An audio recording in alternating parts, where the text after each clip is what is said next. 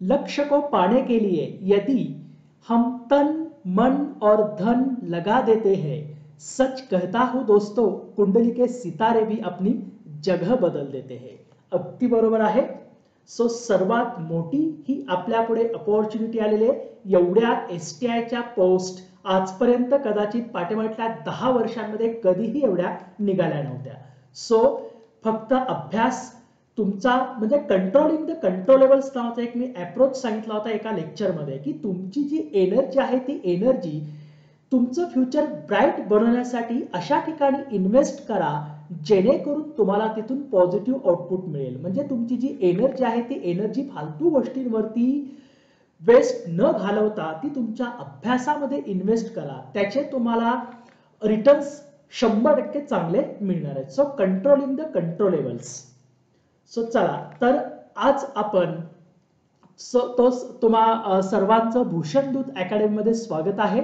तर आज आपण जो जीएस पेपर 9 आहे आपल्या कंबाईंड पूर्व परीक्षेचा टेस्ट सिरीजचा, त्याच्यामधले आपण 26 ते 40 क्रमांकाचे जे अर्थव्यवस्थेचे क्वेश्चन्स आहेत ते क्वेश्चन आपण विथ एक्सप्लेनेशन आपण डिस्कस करणार आहोत. तर हे लेक्चर आज मी कंडक्ट करतोय, किशोर गोरे. सो आपण वन बाय वन क्वेश्चन डिस्कशनला सुरुवात करू. आपल्या प्लॅन इकॉनॉमी ऑफ इंडिया या पुस्तकात सर्वप्रथम भारतीय नियोजनातील रूपरेषा कोणी मांडली? काय त्याचं उत्तर सगळ्यात सोपं आहे, एम विश्वेश्वरय्या यांनी. सो याचं आन्सर काय 2 आहे. बघा लक्षात ठेवा, स्वतंत्र पूर्व काळातील योजना पाहत असताना आपल्याला थोडं त्याचं सिग्निफिकन्स पण माहित असायला पाहिजे. 1928 साली रशियाचा त्यावेळेचा USSR स्टॅलिन जो होता, स्टॅलिनने ओळखलं की नॅशनलाइज प्लॅनिंग सुरू केल्याशिवाय आपली इकॉनॉमी सुधारणार नाही. आणि त्यांनी 1928 मध्ये पहिल्यांदा त्यावेळेचा USSR आणि आजचा रशिया यांनी राष्ट्रीय नियोजनाला सुरुवात केली आणि त्यांनी पंचवार्षिक योजनेला सुरुवात केलेली दिसते. कोणी? स्टॅलिननी, जोसेफ स्टॅलिन. सो ज्यावेळेस स्टॅलिन विश्वेश्वरय्या जे की मैसूरचे दिवाण होते, एक इंजिनियर होते आणि भारतरत्न सुद्धा होते, तर त्यांनी 1928 ते 1932 या काळामध्ये किंवा 1928 पासून USSR ने जी नॅशनल प्लॅनिंग सुरू केलं होतं त्याचा अभ्यास करून त्यांनी एक पुस्तक लिहिलं होतं, the plan economy of India. आणि त्यांनी सर्वप्रथम इंग्रजांना सुद्धा सांगितलं होतं की भारतामध्ये सुद्धा प्लॅनिंगला सुरुवात करा. सो याच त्यांच्या पुस्तकामध्ये त्यांनी सर्वप्रथम भारतीय नियोजनाची रूपरेषा मांडली. कधी? 1934 मध्ये.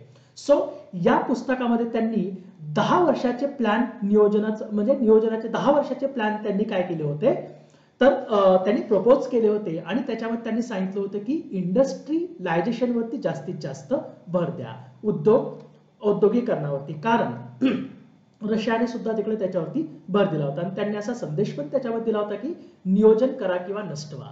आता पण तसंच आहे. आपली एक्झाम आली आता काही दिवसांवरती, 26 तारखेला एक्झाम आहे.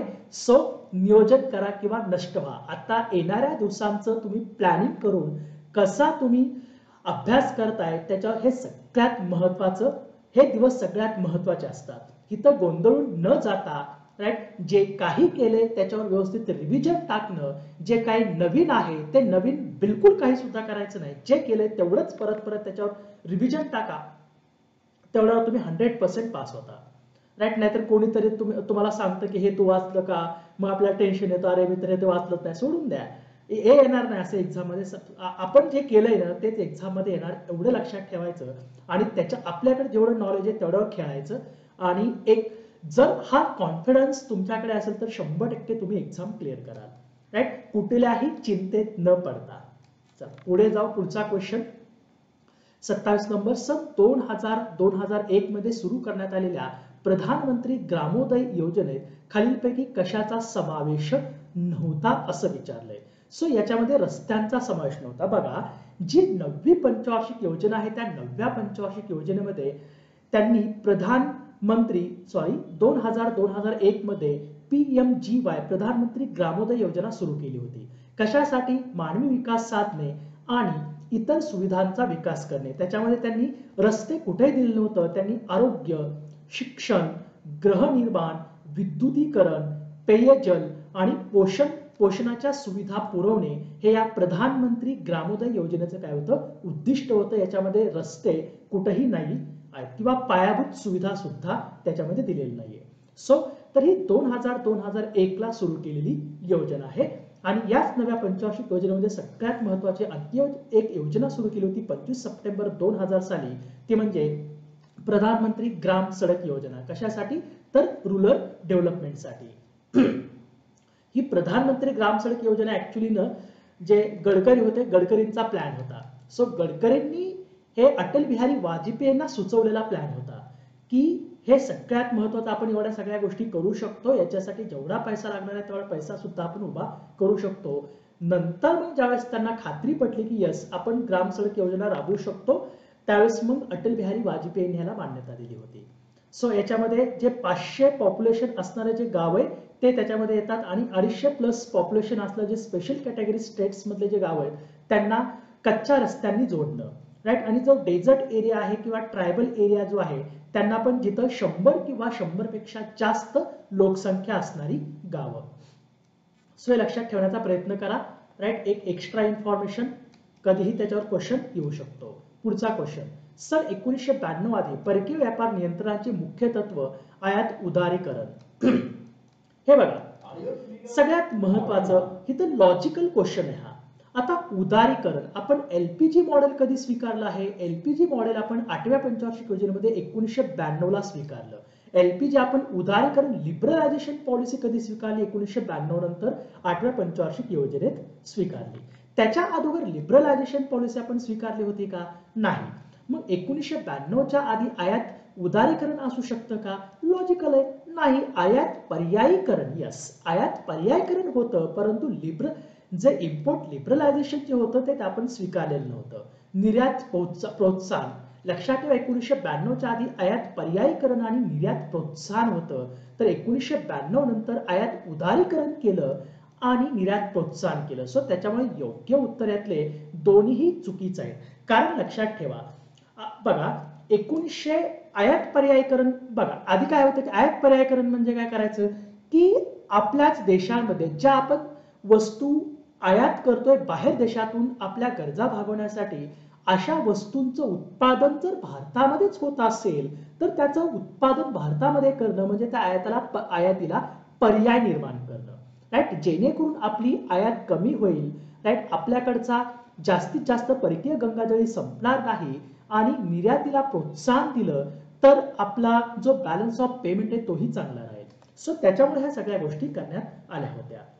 परंतु 1991 ला ज्यावेळेस आपल्याकडे व्यवहार तोलाचं संकट आलं, त्या व्यवहार तोलाच्या संकटातून बाहेर पडण्यासाठी मनमोहन सिंग अर्थमंत्री होते आणि पी.व्ही. नरसिंहराव 1991 ला पंतप्रधान होते. ह्या दोघांनी मिळून काय केले, 8व्या पंचवार्षिक योजनेमध्ये आपण LPG model, liberalisation, privatisation, globalisation model स्वीकारून आपण काय केल्यानंतर आयात उदारीकरण, कारण आपल्याला टेक्नॉलॉजी वगैरे पण हवी होती, त्याच्यामुळे ग्लोबलायझेशन मधून किंवा इतर देशातून आपल्याला ती टेक्नॉलॉजी ॲक्वायर करायची होती. सो त्याच्यामुळे आपण आयात उदारीकरण केलं आणि त्या टेक्नॉलॉजी किंवा त्या सगळ्या गोष्टींचं यंत्र असतील, टेक्नॉलॉजी असेल, त्याचं पण आपण आयात करायला सुरुवात केली. त्याच्यामुळे आपण आयातीमध्ये पण आता काय केलं, उदारीकरण, लिबरलायझेशन करून टाकलं.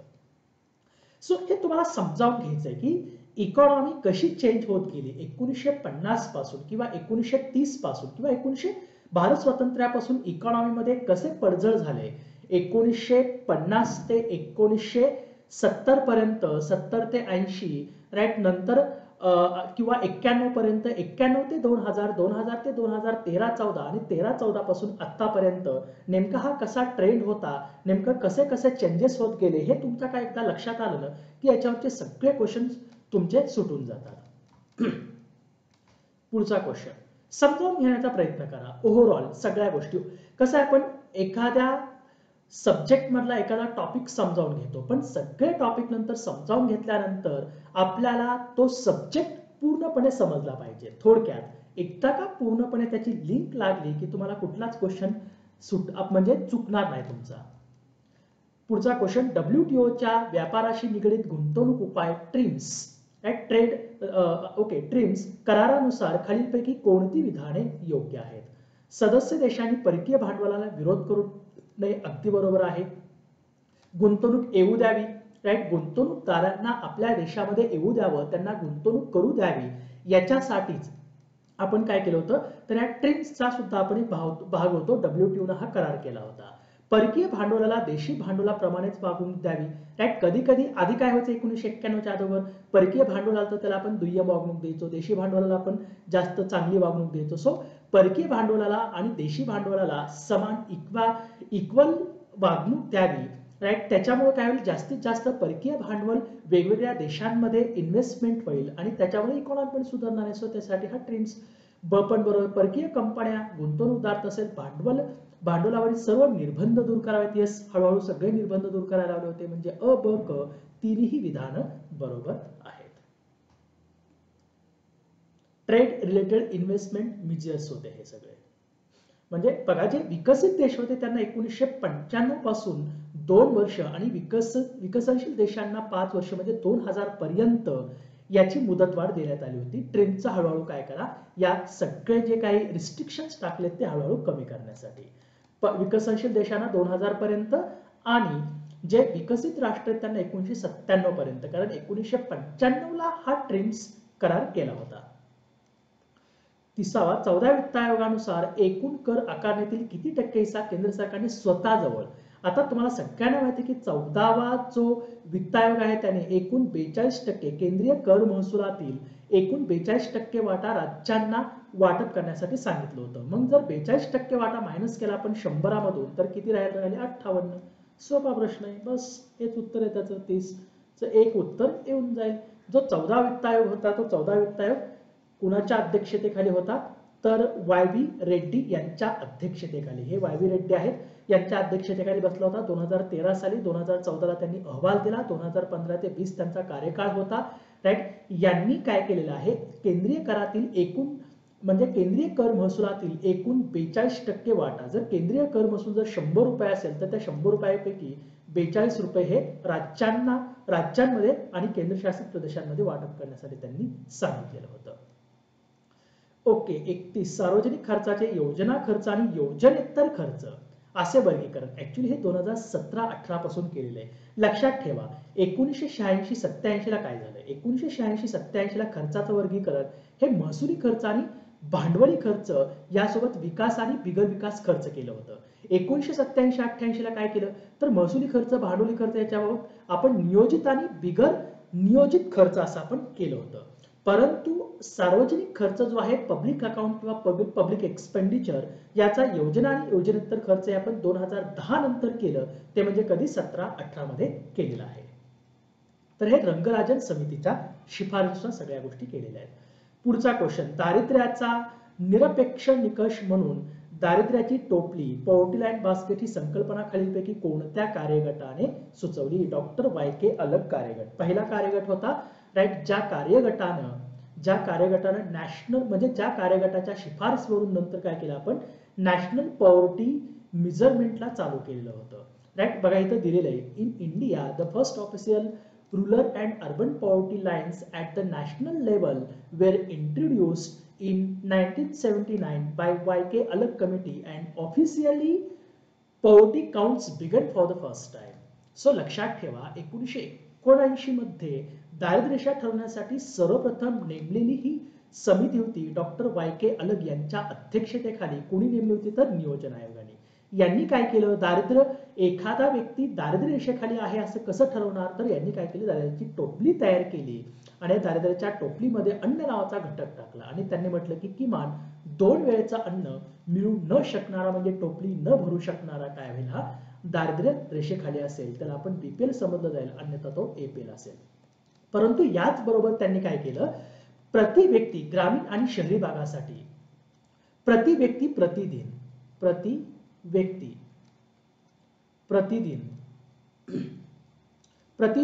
प्रतिदिन कॅलरी मूल्य आणि प्रति व्यक्ती दरडोई उपभोग खर्चाची पातळी सुद्धा त्यांनी डिसाईड करून दिली. ग्रामीण भागामध्ये प्रति व्यक्ती प्रतिदिन 2400 कॅलरी आणि महिन्याचा 49 रुपये खर्च आणि शहरी भागामध्ये प्रति व्यक्ती प्रतिदिन 2100 कॅलरी तर महिन्याचा एकूण 57 रुपये खर्च त्यांनी सांगितला होता. म्हणजे जर एवढं जर तो व्यक्ती मिळू शकत नसेल तर तो काय असेल, BPL असेल. म्हणजे एका दिवसात एखादा शहरी भागातला व्यक्ती हा त्याच्या जेवणातून उपभोगातून 2100 कॅलरी मूल्य जर मिळू शकत नसेल तर तो BPL, अन्यथा तो APL राहील आणि त्यासाठी तो महिन्याला 5756.7 रुपये खर्च करतो की नाही हेही पाहिलं जात होतं.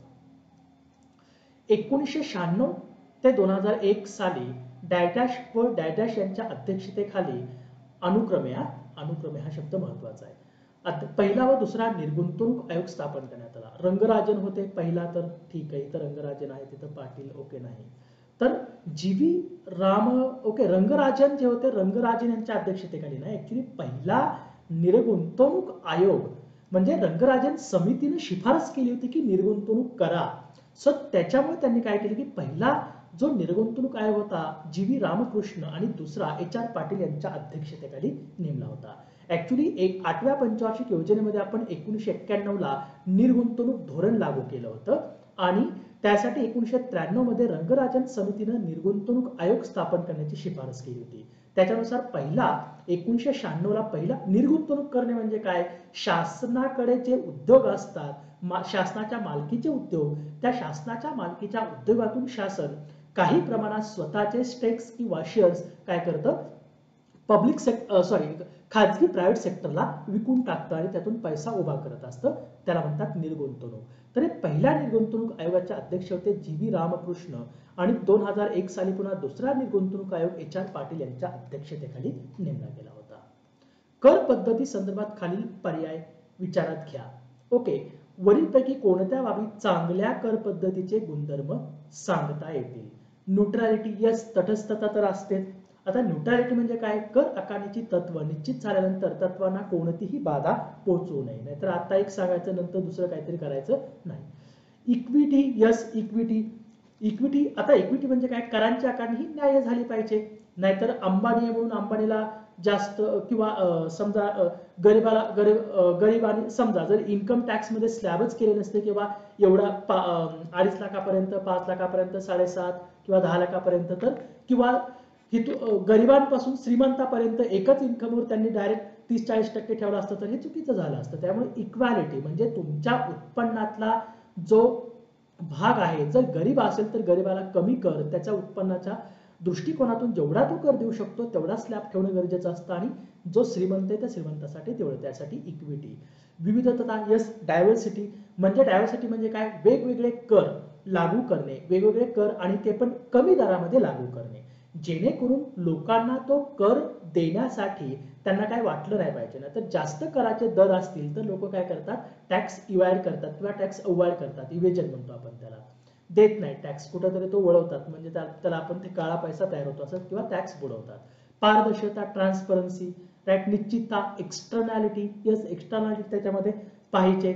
कर भरणे निश्चित असलं पाहिजे, कधीपर्यंत कर भरायचा, राईट, कसा कर भरायचा, कुठं भरायचा, हे सगळं निश्चित असायला पाहिजे. नाहीतर शासन कधी पण यायचं आणि तुमचे जर दारं थोटवली द्या कर, हे कधी येऊन असं चालणार आहे का, नाही, बिलकुल नाही. तरी वरीलपैकी सर्व हे बरोबर आहेत, वरीलपैकी सर्व एक चांगल्या कर पद्धतीचे हे असतात. इव्हन लक्षात ठेवा आदर्श कर व्यवस्था कशी असावी, राईट, याचे सुद्धा 4 कॅनन्स किंवा 4 सिद्धांत ऍडम स्मिथनी सांगितले होते, ज्यांना आपण the father of economics and father of capitalism असं म्हणतो. त्यांनी पण सांगितलं होतं न्याय, canon of equality, canon of certainty, canon of convenience, canon of economy. Economy म्हणजे काय, कॅनन ऑफ इकॉनॉमी म्हणजे काय, समजा एखादा कर आहे, एखादा कर एका आर्थिक वर्षामध्ये 10 कोटी गोळा होतोय, परंतु तो कर गोळा करण्यासाठी समजा खर्च येतोय 11 कोटी, तो कॅनन ऑफ इकॉनॉमीचं पालन करतोय का नाहीये. म्हणजे गोळा होतोय कर 10 कोटी आणि गोळा करण्यासाठी जे काय त्याला प्रशासन वगैरे सगळ्या गोष्टी लागतायत, लोक वगैरे, त्यांचा खर्च 11 कोटी होतोय.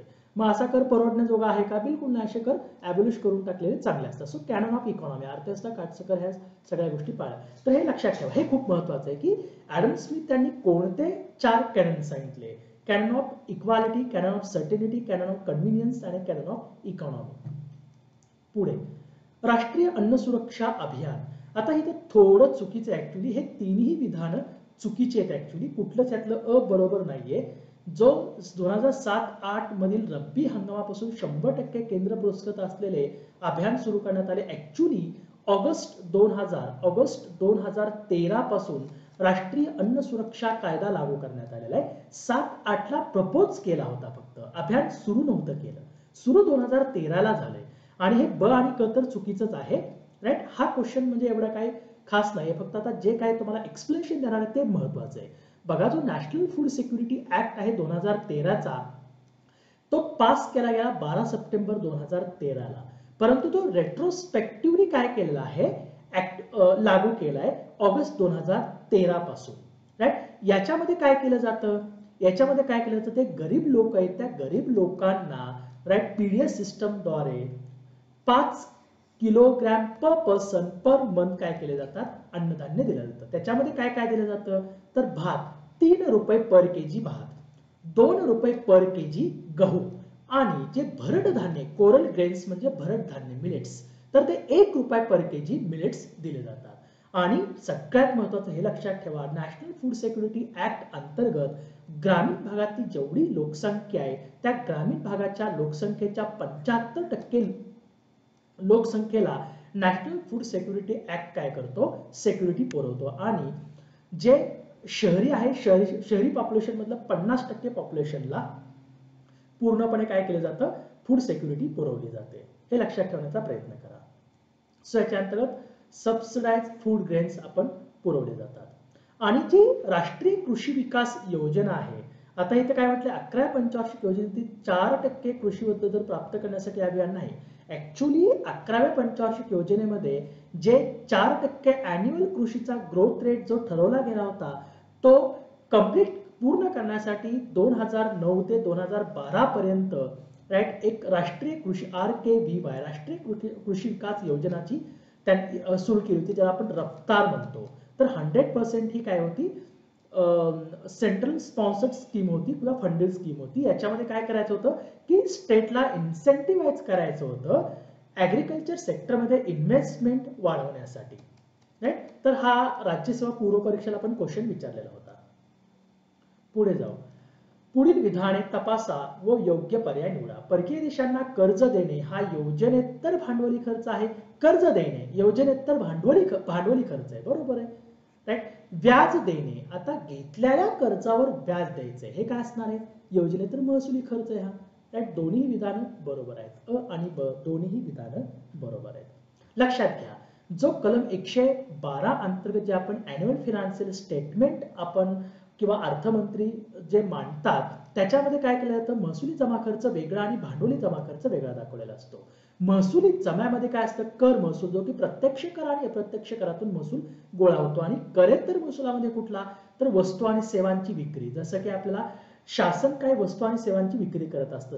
सर्व्हिस आपल्याला काय देतं, किंवा जिल्हाधिकारी कार्यालयामध्ये गेला, आपल्याला एखादं कागदपत्र काढायचं असेल, 10 रुपये 20 रुपये घेतात ते.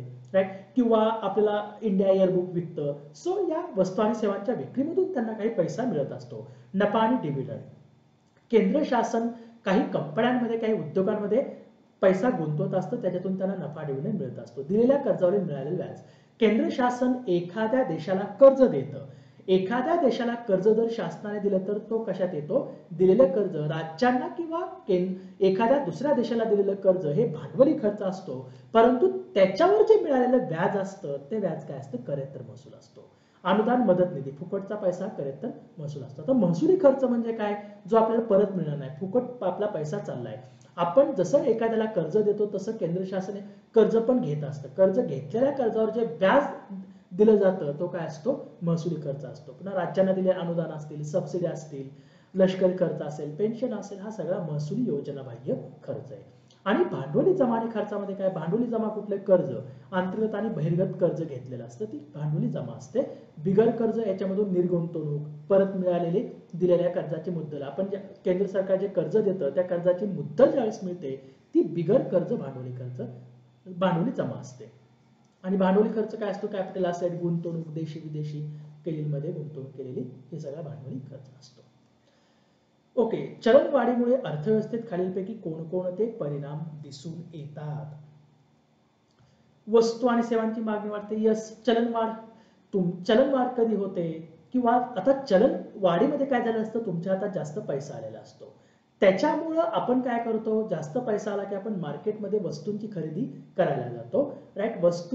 वस्तूंची खरेदी करायला गेल्यामुळं तिथं वस्तूंची मागणी वाढते, वस्तू आणि सेवांची मागणी वाढते चलनवाढीमुळे. गुंतवणुकीला चालना मिळते. यस. आता वस्तू आणि सेवांची जर मागणी वाढली, समजा सॅमसंगचा मोबाईल आहे, राईट, किंवा एखादा समजा iPhone 13 आहे, राईट. आयफोन 13 आहे, आयफोन 13 ची मागणी जास्त वाढली, तर मग आयफोनची कंपनी काय करेल हो?